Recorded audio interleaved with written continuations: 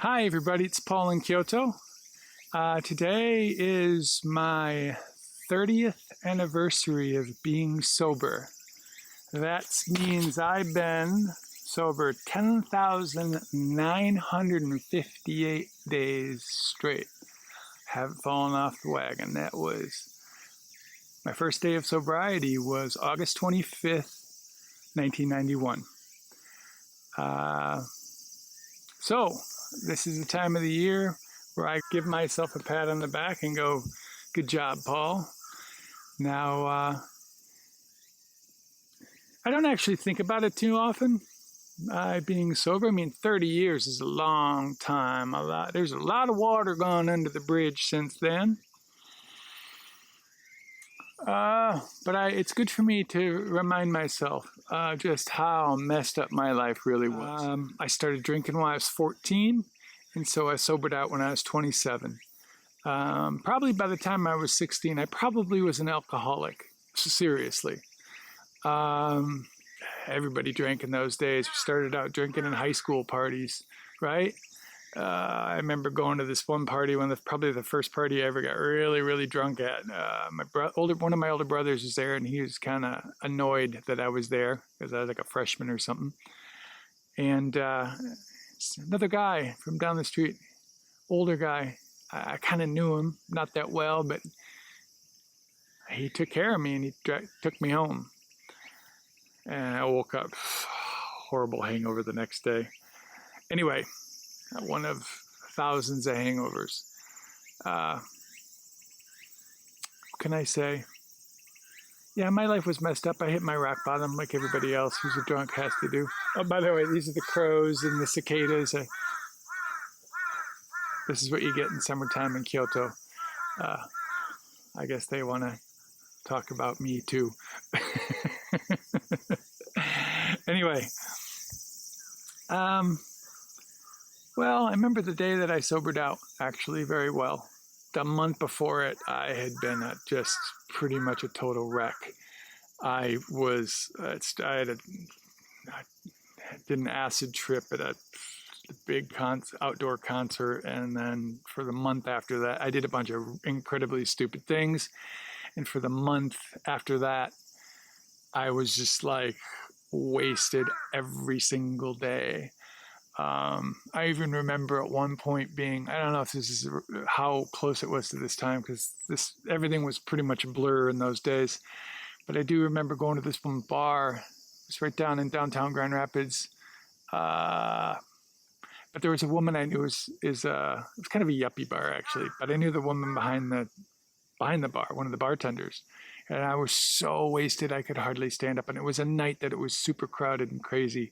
But she just stopped and looked at me and started crying. She was like, just the way how horrible I was. Anyway, the day that I quit, so I was in this incredible downhill slide into just darkness. I mean, I had lots of fun drinking and partying and all that when I was younger, but you know, it changed. But that last month, and I had a friend I knew from college. She was living in Ohio, and I was going to meet her in Ann Arbor, which is about halfway there. And I remember driving down the Interstate 96, somewhere between Grand Rapids and Ann Arbor. And the David Bowie song came on the radio. It was called Rock and Roll Suicide. And this is a song I'd heard a zillion times before, but it was the very, very, very first time that I really understood it. And I really could understand how someone could commit suicide, why they would do that. And that was, I don't know, 70 miles an hour going down the interstate and then bawling. I was just holding it together. And then I met my friend at the Quad at the University of Michigan in Ann Arbor. And this is an old friend, and she was somebody that I felt safe enough to let go. Interesting. So, after all these years, the pain's still there and the gratitude. Anyway, and so I did. And that's when denial left me. Denial's a really weird thing because, it's a psychological mechanism to protect yourself, but it doesn't really to protect yourself. So when you're in denial, you don't know that you're in denial. I mean, I intellectually knew that I was a drunk and an alcoholic, but I didn't know it, that I was an alcoholic until that moment. And then I vowed not to drink anymore. Thanks, Karen. Anyway, so I went to my first AA meeting next day, and heaviest doors I ever had to open in my life. But I went in there, and I started getting my shit together. It was hard. It was really, really hard. And I didn't think I was going to get this emotional making this video. Anyway, so that was my beginning of getting my shit together. A lot of AA meetings, a lot of rock gut coffee, and they'd have these that, I don't know about nowadays, but they used to have these ginormous ashtrays with these mountains of cigarette butts, and everybody was smoking. I remember going to see a doctor around that time, telling him what I was doing, and he's like, whatever you do, don't stop smoking now, just don't drink. Just take it a day at a time. And so AA was a good place for me to land. And then along the way, I kept working on myself, doing various different things. And, slowly but surely, I got my shit together. And, probably the biggest thing I ever heard in those AA meetings is just don't take that first drink. Because, that if you don't take that first drink, you don't have to worry about that 10,000th drink. And there were lots of times I really wanted to take that drink. So, I worked on myself, and I got my shit together, and I worked on healing myself.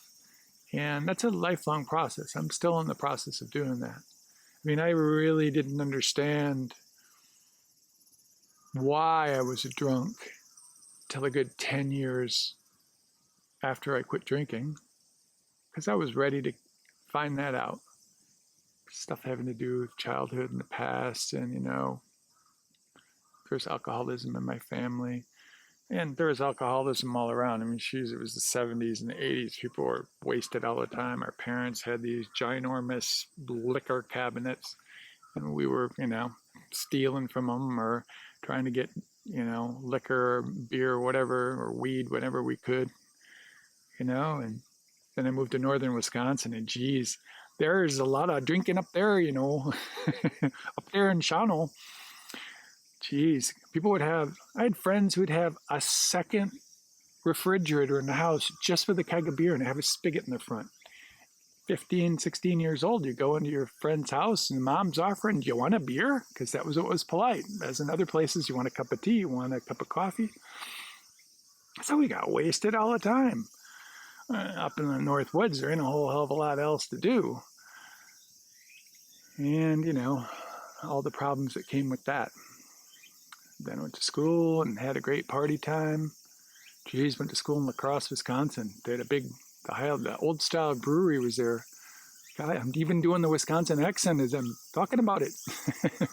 But yeah, we get wasted. We have a lot of time. Go down to 3rd Street. I had lots of fun and lots of passing out and lots of puking and waking up in places I, didn't know where I was and probably shouldn't have been.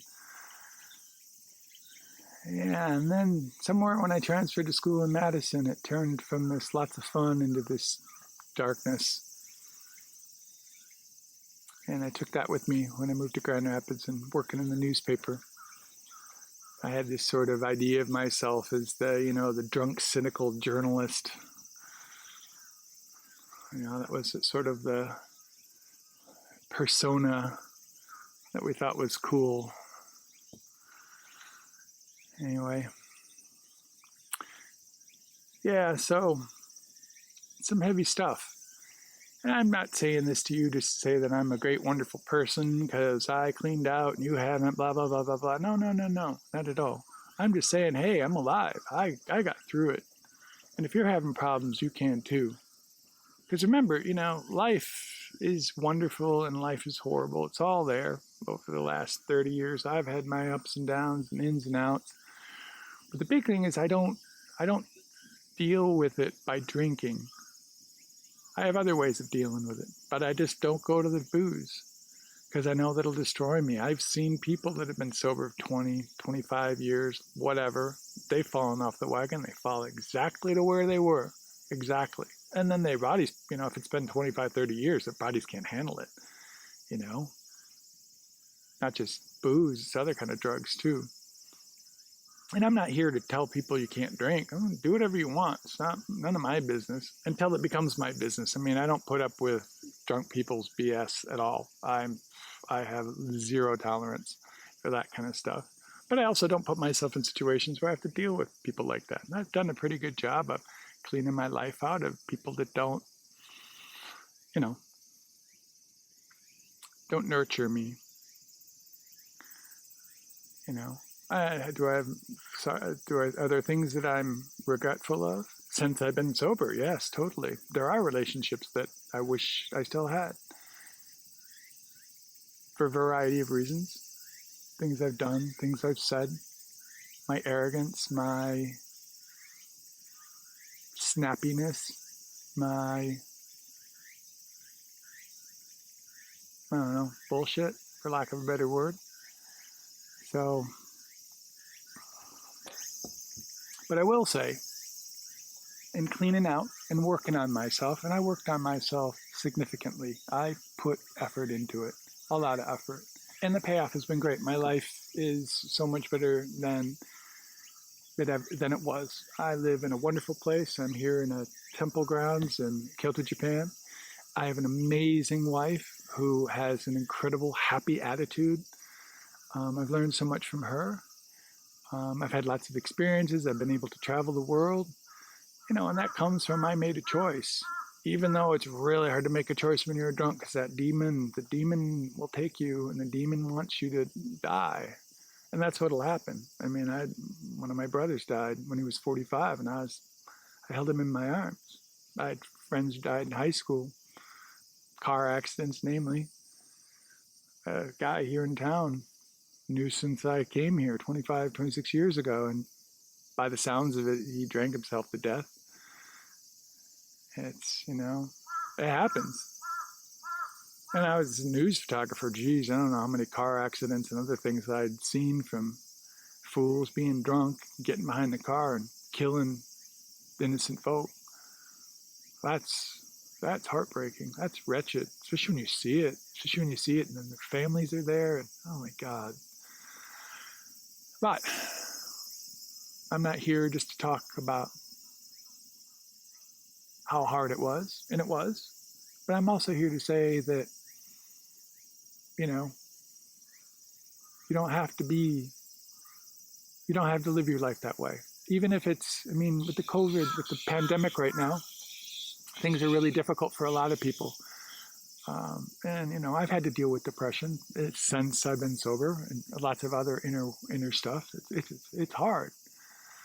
I always have to say one thing. It would be to, keep trying, get back up on your horse. More than anything else, when I'm having difficulties and whatever, it's just like, got to get back on my horse, and I got to remember what I've learned, and the techniques and the attitude. Attitude is a lot of it, but part of it is the technique, and just start over again. Do it again.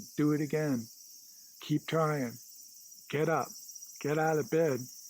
Take a shower. Clean the dishes. Clean up your room. Take care of yourself. Do something a little bit different. So it's possible to change. And I am evidence of that, but it's been 10,958 days of one day at a time, each day, right? And we don't get that many days. Will I have 10,958 more days on this planet? I have no idea. It all could end right now. You know, we're alive right now, and that's the whole thing. And that's where the power is at this very moment. If you make your choice, you can change your life one moment at a time. Sometimes that's really hard. But do it. Because if you don't make the choice and you don't commit to it, really truly commit to it, you know, you can destroy yourself. You can destroy other people. Good Lord. My. One of the things I'm grateful for some of the work that I did when I had my coaching website up, I had a few things about alcohol abuse, and one thing I wrote got lots of traffic, and I got a lot of feedback from people. It was about, you know, don't let an alcoholic destroy your life, and helped a lot of women get away from drunk men. Just go, man. If he's drunk, if he ever hits you, just hit the road, man. Just go. Just take your stuff. You don't have to say anything. Just get out of there, man. Just go. Some people had really tough lives. There was one woman who was living in a slum in India. She had internet access, and she was begging for me to help her, and I helped her as much as I could. And it was the main thing. I was like, try to get, you know, see if there's some people that can help you, because you know, when you have problems like this, you can't deal with them by yourself. You really do need to go out and get some people that'll help. And it was, wow, her situation was very tough. It's also good, and all this stuff, as I'm telling you this, I'm reminding myself. I'm reminding myself every day, because it's really easy to go back into our old patterns and, oh, poor me, kawaiso pichan, poor me. You know, it's good to be grateful for what we have. And a lot of times we are not appreciative of what we have. And, you know, if you're from a rich country, you've got a lot more than lots of folks. Doesn't mean that your suffering is any less than others. But you do have some opportunities a lot of people don't have. So, of course, this is kind of like when I was an English teacher. I'd write up this whole lesson plan and be like, shot out the door. But hey, I'm alive today. I got 10,958 extra days. That's not too bad. I'm working on the 10,959th day tomorrow. But I'm here today. But anyway, I wanted to say something in regards to my being sober for 30 years. Haven't fallen off the wagon once. And actually, after the first, in the last, 20 years, it hasn't been that much of a danger of it. It's always there, but I have no desire to drink. There's nothing no desire, because I know I'll just go right back to where I was. I don't think I could survive that. And I've seen firsthand what happens. Dying of alcoholism, pretty ugly way to go. And there's lots of ugly ways to go, but that's up there. Don't want to do that. Life is precious. Live every day. So, hope this is helpful for you. Informative, something. One of the things I wrote here was,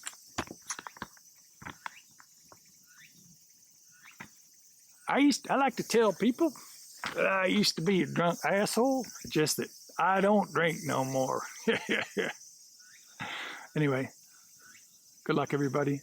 Hope you have a good day. Bye.